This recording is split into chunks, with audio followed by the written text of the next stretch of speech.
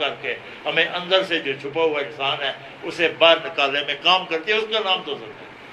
اسی لیے اللہ نے کہہ دیا تم اللہ کی کس کس نعمت کو ٹھکراؤ گے۔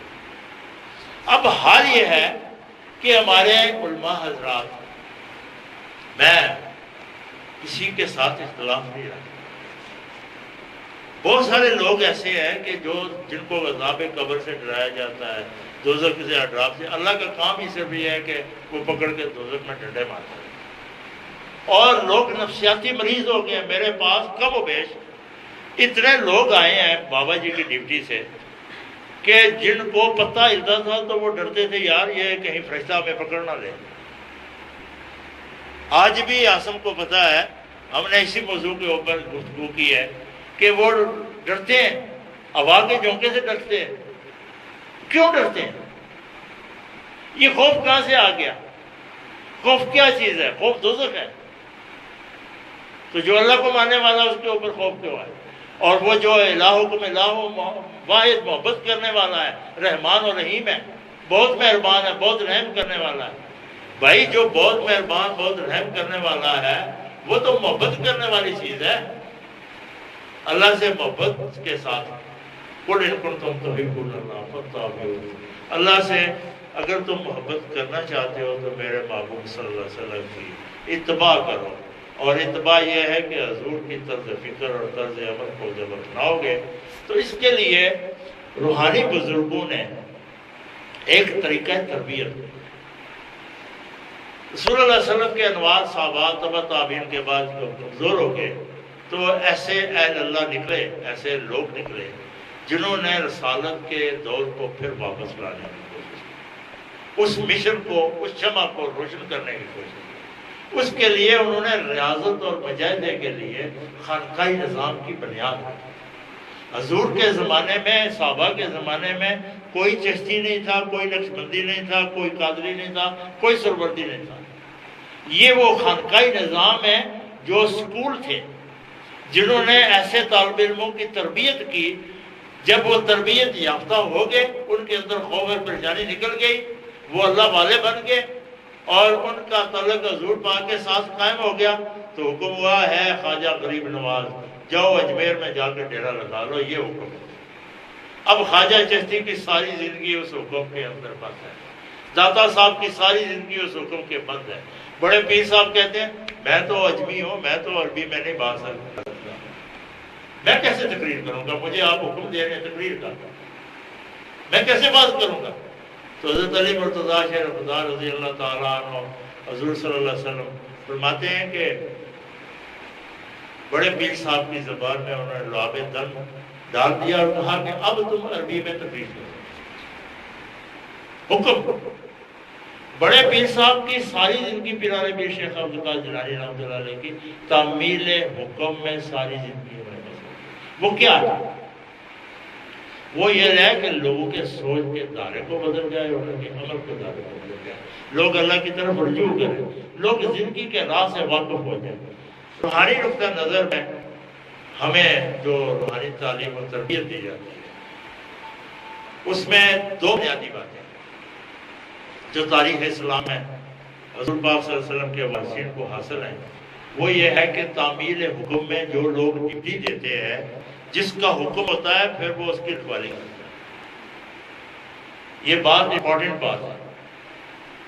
رسول اللہ صلی اللہ علیہ وسلم کی سیرت طیبہ میں وہ لوگ حضور کی ڈیوٹی پہ گامزن ہوئے۔ خواجہ چشتی میری رحمۃ اللہ علیہ نے اپنے آپ کو کیا کہا؟ وہ ایک مشن تھے، ڈیوٹی والے لوگ، داتا صاحب ایک ڈیوٹی والے لوگ۔ انہوں نے کوئی شاہ صاحب آپ بھی ماشاءاللہ اس کا خیال ہے، انہوں نے اپنے آپ کو پیر یا گدی نشین بنا کر نہیں پیش کیا، انہوں نے اپنے آپ کو ڈیوٹی والا حضور پاک صلی اللہ علیہ وسلم کا خادم بن کے، اللہ کی مخلوق سے پیار کرنے والا بن کے، ان کی خدمت کرنے والا بن کے ڈیوٹی دی ہے، اور ہر آدمی کے دکھ سکھ میں شامل ہے۔ اس وقت المیہ یہ ہے کہ ہر آدمی دکھی ہے، ان کی باتیں سننے کے لیے کوئی تیار نہیں، وہ لوگ سب لوگ تلاش میں ہیں کہ ان کو کوئی دکھڑا سنے، اور جو سننے والا وہ فقیر ہے، ٹھیک ہے جی، جو ان کو سہارا دینے والا ہے۔ حضور پاک صلی اللہ علیہ وسلم یتیموں، بے سہارا تھے، تو اللہ نے کہہ دیا میں نے آپ یتیم تھے، فمر یتیم فلا تقہر ومن سائل فلا تنہر، ہم نے آپ کو یتیم پایا، اب آپ کے در پہ جو بھی سال آئے آپ اس کو سہارا دیں۔ تو رسول اللہ صلی اللہ علیہ وسلم کے جو وارثین ہیں وہ دو کام کرتے ہیں، ایک تو یہ ہے کہ مخلوق بھی سنتے ہیں پھر ان کو سہارا دیتے ہیں، باتوں سے بھی عمل بھی، اور ڈیوٹی دیتے ہیں، اور ڈیوٹی میں وہ نہیں دیکھتے کہ ان کے پاس کیا ہے۔ خواجہ چشتی میری رحمۃ اللہ علیہ کی خانقاہ میں مکان بھی نہیں تھا، چھپڑ بھی نہیں تھا، ایک درخت تھا جس کے نیچے وہ بیٹھ گئے۔ داتا صاحب بھی جب آئے تو داتا صاحب لاہور میں جب آئے تو ان کے پاس کوئی مکان نہیں تھا، ایک درخت کے نیچے بنایا۔ پاک بدن شریف میں چلے جائیں جہاں بابا فرید کا شکر رحمۃ اللہ علیہ بیٹھے ہیں، وہ بھی ایک درخت تھا۔ یہ سب لوگ بے سر و سامانی کی حالت میں نیلے آسمان کے نیچے بیٹھ کر اللہ کے رسول کے ڈیوٹی مشن دیتے رہے۔ جہاں یہ ڈیوٹی دیتے رہے، بابا فرید کا شکر رحمۃ اللہ علیہ جب ڈیوٹی دیتے تھے تو اس جگہ کے اوپر وہ ہر وقت صبح شام دن رات اللہ کے مخلوق کی لوگ آتے تھے، لوگوں کی سنتے تھے، خدمت کرتے تھے۔ تو جو ان کے پاس قربت میں زیادہ بیٹھنے والے تھے، حضرت محبوب سبحانی نے دیکھا کہ یار یہ ڈیوٹی تو بابا جی دے رہے ہیں، بابا فرید کا شکر رحمۃ اللہ علیہ دے رہے ہیں۔ ہم نے دیکھا کئی بار رسول اللہ صلی اللہ علیہ وسلم یہاں موجود ہوتے ہیں، کیونکہ رسول اللہ صلی اللہ علیہ وسلم کی ڈیوٹی بابا فرید شکر رحمۃ اللہ علیہ دیتے تھے، تو جس کی ڈیوٹی دی جاتی ہے وہ وہاں سے دور نہیں ہوتا۔ النبی اولى بالمؤمنین انفسهم، نبی صلی اللہ علیہ وسلم مومن کی روح کے قریب ہوتے ہیں جو اپنے آپ کو اللہ کے حوالے کرتے ہیں۔ جب آپ ڈیوٹی دیتے ہیں تو ڈیوٹی دینے والے آدمی کے اوپر یہ نہیں ہے کہ وسائل کہاں سے آئیں گے، آدمی کہاں سے آئیں گے، کون آئے گا کون جائے گا، کوئی آئے گا کوئی جائے گا، کوئی مخالفت کرے گا کوئی دوستی کرے گا، یہ ان کے ذہن میں کوئی خاکہ نہیں ہوتا۔ ان کے ذہن میں صرف ایک ڈیوٹی ہوتی ہے۔ مجھے ایک بزرگ نے کہا کہ میں نے ان سے پوچھا جناب یہ ڈیوٹی کا کیا معنی؟ انہوں نے کہا کہ حاجی صاحب آپ نے کولو کا بیل دیکھا ہے؟ میں نے کہا جی دیکھا ہے، آج کل تو نہیں ہے، مگر ہم نے بچپن میں یہ سارا دیکھا، تیل بھی نکالتے تھے اور گیڑو خو بھی چلتے تھے۔ انہوں نے کہا یہ وہ بیل کیا کرتا ہے؟ میں نے کہا جی بیل کے آنکھوں کے اوپر وہ پٹیاں چڑھی ہوتی ہیں اور پیچھے لٹ ہوتا ہے اور وہ ایک ہی دائرے میں چلتا رہتا ہے۔ اس بیچارے کو نہیں پتا کہ اس کے لٹ سے کیا پانی نکل رہا ہے، تیل نکل رہا ہے، کیا بن رہا ہے کیا نہیں بن رہا، وہ نہ سائڈ پہ دیکھتا ہے نہ آگے پیچھے دیکھتا ہے، وہ دائرے میں چلتا رہتا ہے۔ ڈیوٹی دینے والا آدمی صرف ڈیوٹی ہوتا ہے، ٹھیک ہے جی۔ جب ڈیوٹی ہوتا ہے تو پھر مالک کا کام ہے اس کی ڈیوٹی کو مالک اپنے ہاتھ میں لے لیتا ہے۔ جب مالک اپنے ہاتھوں میں لے لیتا ہے تو ان بچوں نے ڈیوٹی دی ہے، میری نہیں ڈیوٹی، بابا جی کی ڈیوٹی نہیں دی، انہوں نے رسول اللہ صلی اللہ علیہ وسلم کی شمع کو روشن کرنے کے لیے ڈیوٹی دی ہے۔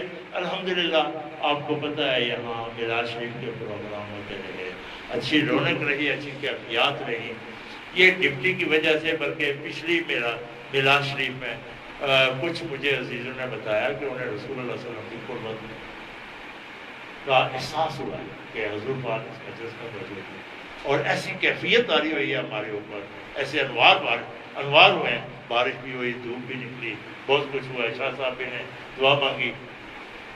تو اس کا مطلب جب آپ ڈیوٹی دیں گے، جس کی ڈیوٹی دیں گے تو پھر ہمارا کام نہیں ہے۔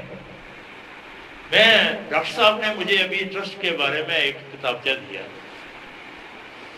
تو انہوں نے ایک شعر وہاں اس کے اوپر لکھا ہوا تھا، ہم اکیلے چلے تھے مگر کارواں میں لوگ چلتے ہیں۔ ڈیوٹی کا تعلق یاد رکھیں روح کے ساتھ، روح توحید ہے۔ جو بندہ ڈیوٹی دیتا ہے ظاہر میں تو اس کا کوئی ساتھی نہیں ہوتا، مگر روح کی دنیا میں ڈیوٹی کے تار حرکت کرتے ہیں تو لوگ آنا شروع ہو جاتے ہیں، یار چلیں دیکھیں لائبریری میں ہے کیا کیا انہوں نے بنایا ہوا ہے، کرتے کیا ہے یہ، چلو تماشا ہی دیکھ لیں، پانی پی لیں۔ تو جب اسی گیمی میں یہ بیٹھے ہیں 4 سال میں ایک اچھا ان کا میسج کنوے ہوا ہے، رونق چلی ہے، شاہ صاحب بھی آ گئے، شبیر شاہ صاحب تھے وہ آتے رہے ہیں، اور اس کے علاوہ اور بھی بزرگ آتے ہیں۔ تو اس کا مطلب ہے جو آدمی ڈیوٹی دیتا ہے اور ڈیوٹی دینے والے کے اندر سے ایک شمع روشن ہوتی ہے، ایک نور پھیلتا ہے، وہ نور لوگوں کو فائدہ دیتا ہے۔ اور سب سے بڑی ڈیوٹی، سب سے بڑا ادب یہ ہے کہ ڈیوٹی والا بندہ بس لگا رہتا ہے۔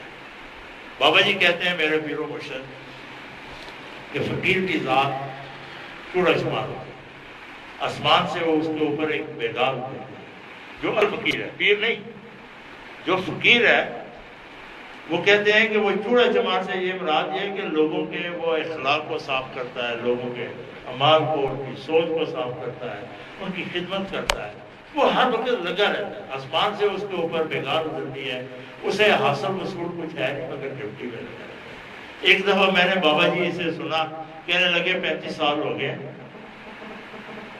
کہ کام کا کوئی آدمی نہیں مل رہا۔ تو پھر فرمانے لگے نہیں یار ہماری ڈیوٹی ہے، ہم ڈیوٹی دیتے جائیں گے، کون آتا ہے کون جاتا ہے، ہمارا کام ہے ڈیوٹی دینا۔ تو ڈیوٹی دینے والے چونکہ رب کی رضا چاہتے ہیں، رسول کی رضا چاہتے ہیں، انہیں بندوں سے کیا کرنا۔ اب اللہ کا کام ہے، رسول کا کام ہے، کس کو بھیجے گا کس کو نہیں بھیجے گا، کون یہاں سے لے جائے گا کون یہاں سے کھو لے جائے گا۔ پھر میرے علی شاہ صاحب کہتے ہیں کہ میرے ایک آدمی نے کہا کہ جناب آپ فیض کیسے دیتے ہیں؟ تو پھر میرے علی شاہ صاحب نے کہا کہ بھائی اس مجلس میں 6000 آدمی ہیں، میں نے سب کی جھولیوں کو بھر دیا۔ تو ہوتا یہ ہے کہ جب اٹھ کر جاتے ہیں یہ اپنی جھولیوں کو جھاڑ کے واپس چلا جاتے ہیں، کچھ بھی نہیں لے کر جاتے۔ تو انہوں نے کہا جی آپ کے کتنے مریض ہیں؟ انہوں نے کہا جی 2.5۔